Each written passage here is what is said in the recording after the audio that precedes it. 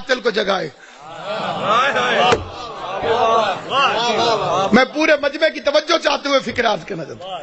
آپ کو معلوم ہے میرے مولا نے اپنے قاتل سے کیا گفتگو کی؟ پہلا فکرہ الٹا نہ سو، یہ شیطان کا فعل ہے. پہلا فکرہ میرے مولا نے کہا، بچے بچے کو معلوم ہے. پہلا فکرہ مولا نے کہا الٹا نہ سو، یہ شیطان کا فعل.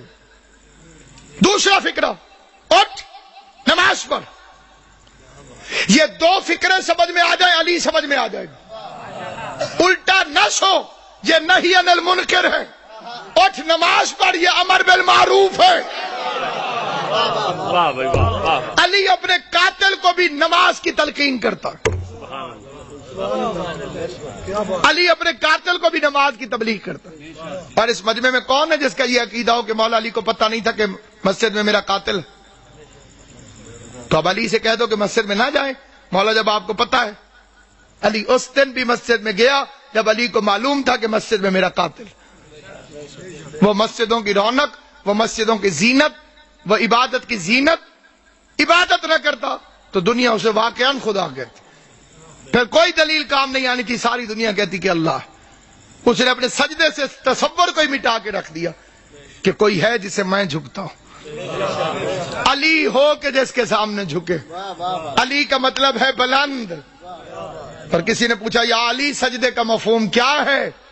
فرمایا بدن کی سب سے اونچی جگہ کا نام ہے ماتھا اور سب سے پست جگہ کا نام ہے زمین. اونچی جگہ کو پست جگہ پہ جھکا کے اقرار کرو کہ کوئی ہے. اپنی اونچی جگہ کو پست کر دو، جھکا دو. اور جھکانے کے بعد فرماتے معبود گواہ رہنا علی اس سے زیادہ جھک نہیں سکتا. اگر میں اس سے زیادہ جھک سکتا تو میں تیری بارگاہ میں جھک. دنیا ماہ رمضان کی مبارکیں دیتی ہے ایک دوسرے کو.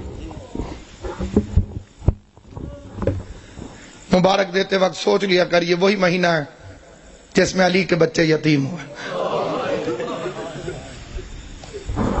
رونے کی راتیں، گریے کے دن ہیں. پردیس میں بی بی زینب کے اجڑنے کا موسم. دنیا کی بیٹیاں عید کے قریب خریداریوں میں مصروف ہیں. بازار بھر گئے ہیں. امیر غریب بچوں کے لیے چیزیں خرید رہا ہے. میرا سلام اپنی ان بیٹیوں پر جو اس عید کو سادگی سے مناتی.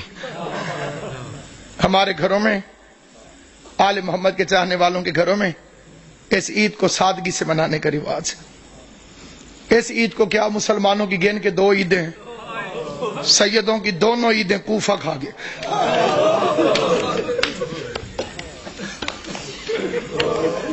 کئیوں نے میرا لفظ سمجھا ہے، کئیوں کو سمجھ نہیں آئی. عیدیں 2 ہیں، شہر ایک ہے. ایک عید کو ایک شہر کوفہ دونوں عیدوں کو کھا گئے. ایک عید پہ زینب باپ کا ماما اٹھا کے روتی رہی. دوسری عید پہ دریا کے کنارے مسلم کے بچے ذبح ہوتے.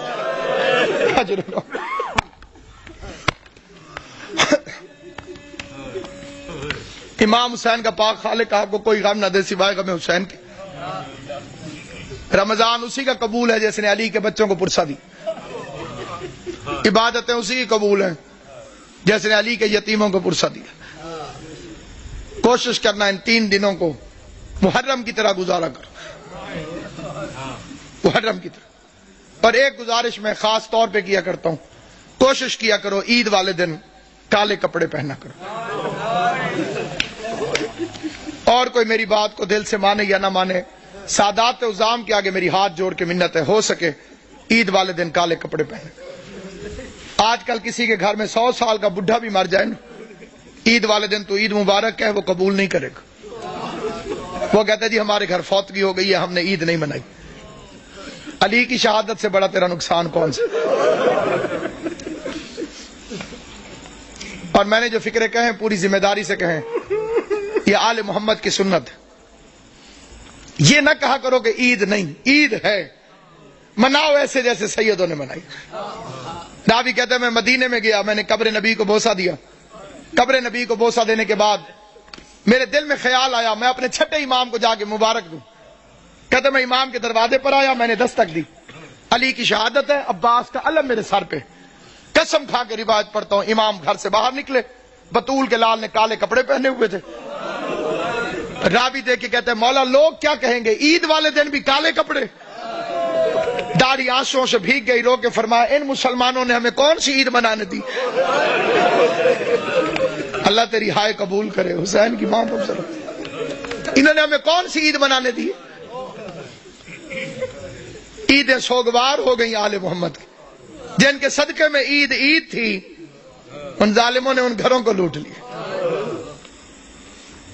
عبادت کے موسم میں پردیس میں, اور جو وہ سازش ہے, ایس ایم ایس بھی چلتے ہیں, مجلسوں میں بھی بات ہوتی ہے, ماتم داریوں میں بھی. عبد الرحمن ابن ملجم پہ لعنت, یہ ادھوری لعنت ہے. لعنت مکمل بھیجی کرو. اسے بھیجنے والے پہ لعنت, اس کی سرپرستی کرنے والے پہ لعنت. ابن ملجم تو کرائے کا قاتل ہے, تاریخ کو تروڑ مروڑ کے پیش کیا گیا. یہ تو ایک کرائے کا قاتل ہے جسے بھیجا گیا. کتامہ تو ایک کرائے کی قاتلہ ہے جو پہلے سے وہاں پر فرعون شام کے منصوبے سے موجود تھی. علی کا قاتل فرعون شام ہے, جیسے سازش کے تحت اس ملعون کو یہاں بھیجا. پھر ایک لمبی کہانی اور سٹوری بنا دی گئی, جی وہاں بھی حملہ ہوا, وہاں بھی حملہ ہوا, ایک وقت میں, ایک ٹائم میں, ایک تاریخ کو. عقل کے دشمنوں, کس زمانے کی بات کر رہے ہو؟ ان کے پاس موبائل ٹیلی فون تھے کہ میں اب ادھر حملہ کر رہا ہوں, تو ادھر کر, تو ادھر کر, تو ادھر کر. کوئی سیٹلائٹ نیٹ ورک تھا؟ سب جھوٹا افسانہ ہے. ساروں نے مل کے زینب کو یتیم کیا.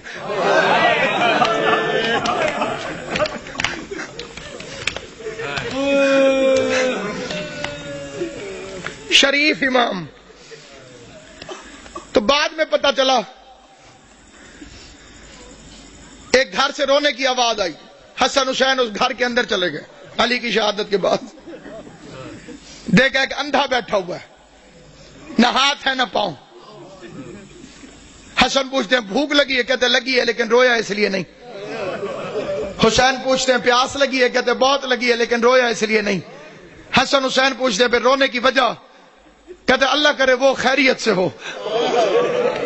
حسنین پوچھتے ہیں کون, کہتے ایک مزدور تھا جو روز کوفے سے میرے لیے کھانا لے کر آتا تھا, مجھے اپنے ہاتھوں سے کھانا کھلا کے چلا جاتا تھا. 19 رمضان سے وہ میرے پاس آیا نہیں.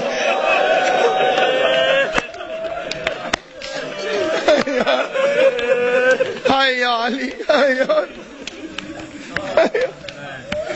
آواز صرف مزدور نہیں, امیر المومنین تھا, ہمارا بابا تھا علی ابن ابی طالب. ہم یتیم ہو گئے, آج کے بعد تجھے حسن کھانا کھلے گا. رات کے وقت راشن اٹھا اٹھا کے لوگوں کے گھروں میں پہنچانے والا امیر, بادشاہ دین و دنیا امیر. پھر بیٹیاں بلا لیں, کوفے کے شہر میں اپنی زندگی میں بیٹیاں آ گئی. آج تک وہ گھر موجود ہے. دعا کیا کرو. میں ایک سفارش کرتا ہوں ہر مومن سے, دعا میں بڑی طاقت ہے. دنیا کے اندر اللہ نے دعا کو مومن کا اسلحہ قرار دیا, اور یہ اتنا کاریگر کارآمد اسلحہ ہے کہ اس کے سامنے کسی اسلحے کی ضرورت ہی نہیں. دنیا میرے پیچھے تھی اور میرے ساتھ تھی صرف مومنین کی دعائیں, اور میں بی بی کا شکر گزار ہوں. میں آپ کا شکریہ ادا کرنے لگوں, ہر بندے کا شکریہ میں ادا کر ہی نہیں سکتا. ہر گھر میں میرے لیے ایسے دعا ہوئی جیسے میں اسی گھر کا فرد ہوں. اور یہ محبت جناب سیدہ کونین ہے, اس کا بی بی آپ کو اجر عطا کرے. جب بھی دعا مانگے, ایک دعا کبھی مر کے بھی نہ بھولنا کہ خدایا مجھے کربلا دکھا,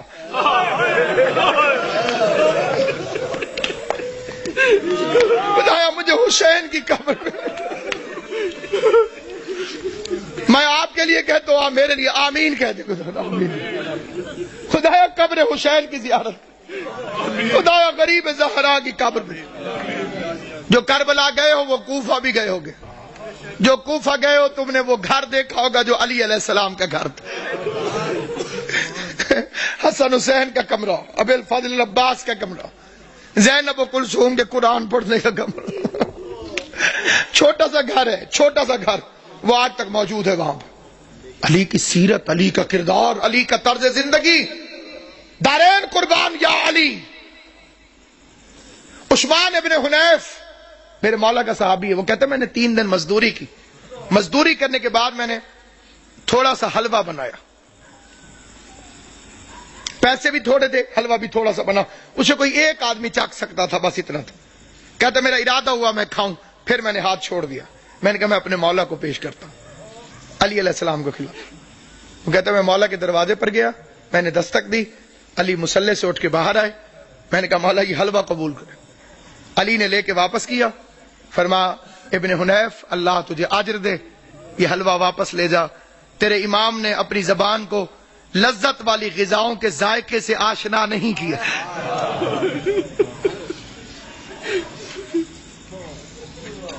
خطبے میں فرماتے تھے مجھے فخر ہے مجھ پر زکوٰۃ کبھی واجب نہیں ہوئی، علی وہ امام ہے جس پر زکوٰۃ کبھی واجب نہیں۔ مطلب پتہ، زکوٰۃ اس پر واجب ہوتی ہے جو مال کو جمع کر کے رکھے، جس نے کبھی اپنے پاس مال جمع کر کے رکھا ہی نہ ہو، خدا کی راہ میں خرچ کر دیتا ہو، اس پر زکوٰۃ کہاں سے واجب؟ جو جانوروں کے لیے بھی وصیت کرے، گورنروں کو خط لکھا میرے مولا نے، ایک لمبا راستہ ہو لیکن اس میں پانی اور گھاس ملتا ہو، ایک شارٹ کٹ ہو لیکن اس میں پانی اور گھاس نہ ہو، تو خبردار لمبے رستے کے خوف سے جانوروں کو اذیت نہ دینا، لمبے رستے سے آنا تاکہ جانوروں کو پانی بھی ملتا رہے اور کھانے کو بھی دعوت بھی ملتی۔ کالی رات تو فرمایا تھا یہ بطخیں میرا نوحہ کر رہی، بطخوں نے اپنے چونچوں میں مولا کی ابا لے لی تھی، یہ میرا نوحہ پڑ رہی، میرا نوحہ پڑ رہی۔ کبھی بطخیں کسی مقام پر شور مچائیں تو پریشان نہ ہونا، اس لحاظ سے ان کی عزت کر لینا کہ یہ علی کے گھر میں پلتی، اور اسی طرح شور مچا کے روئی تھی حیدر کرار کے لیے، فرمایا حسن انہیں پانی پلا سکو، کھانا کھلا سکو، دانا چگوا سکو تو رکھنا، ورنہ انہیں آزاد کر دینا۔ میں ایک مرتبہ فکرہ کہتا ہوں، بے غیرت زمانہ جو علی جس کوفے میں بطخوں کو بھی پیاسا برداشت نہیں کرتا تھا، اسی شہر میں اس کی پوتی سکینہ حسرت سے مسلمانوں کو دیکھتی رہی کہ کوئی ہے جو مجھے محمد کے رشتہ داری کی وجہ سے پانی کا ایک گھونٹ ملے۔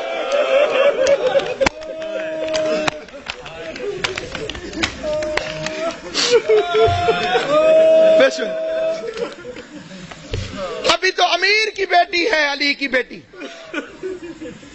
امیر کی بیٹی تھی تو اتنے ظلم کیے، پھر اس کوفے میں آئے گی غریب کی بہن بن کر، عورتیں اکٹھی ہو کر آ گئیں، یا علی ہم نے سنا ہے کہ آپ نے فرمایا ہے کہ ہر چیز کی کوئی نہ کوئی بہار ہے، اور قرآن کی تلاوت کی بہار ماہ رمضان ہے۔ علی فرماتے ہیں سچ ہے مولا، ہم نے یہ بھی سنا ہے کہ آپ نے فرمایا کہ آسمان والوں کے لیے زمین کے وہ گھر ستاروں کی طرح چمکتے ہیں جن میں قرآن کی تلاوت ہوتی۔ علی نے فرمایا سچ ہے مولا، ہمارے مرد تو قرآن پڑھ کے آ جاتے ہیں مسجد میں، ہم عورتیں وہاں پہ پردہ ہوتا ہے، ہم آ نہیں سکتی۔ ہم نے سنا ہے تیری بیٹی ہو بہو تیری طرح عالم ہے، ہم نے سنا ہے تیری بیٹی زینب ہو بہو تیری طرح بولتی ہے۔ پوری تقریر بے شک توجہ سے نہ سننا، اس فکرے پہ ضرور توجہ کرنا، یہ لفظ نہیں الہام ہے۔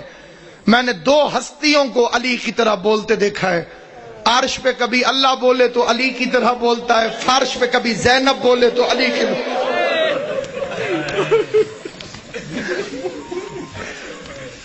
ایک اللہ بولتا ہے علی کی طرح، ایک زینب عالیہ بولتی ہے علی کی طرح۔ میرے مولا نے فرمایا قرآن پڑھائے گی لیکن کوشش کرنا کہ بھیڑ بنا کے نہ جانا۔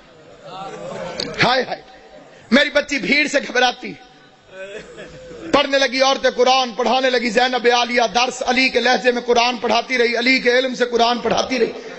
لیکن جب آیا نا قبلہ 40 ہجری والا ماہ رمضان، عورتیں جاتی تھی قرآن پڑھنے، روتی ہوئی باہر واپس آتی تھی۔ کوئی ماتم کرتی ہوئی آتی قبلہ، کوئی روتی ہوئی آتی. کسی نے پوچھا جاتی تو علی کی بیٹی کے پاس، میری طرف دیکھنا. جو بندہ ماتم کرنے آیا ہے، جو بندہ جنازہ اٹھانے آیا ہے، غیر جنازوں میں چپ کر کے شریک ہوتے ہیں. جو اپنے ہوتے ہیں وہ تڑپ تڑپ کے روتے ہیں. تمہارے رونے کا سامان کرنے کے لیے فقرہ پڑھنے لگا ہوں.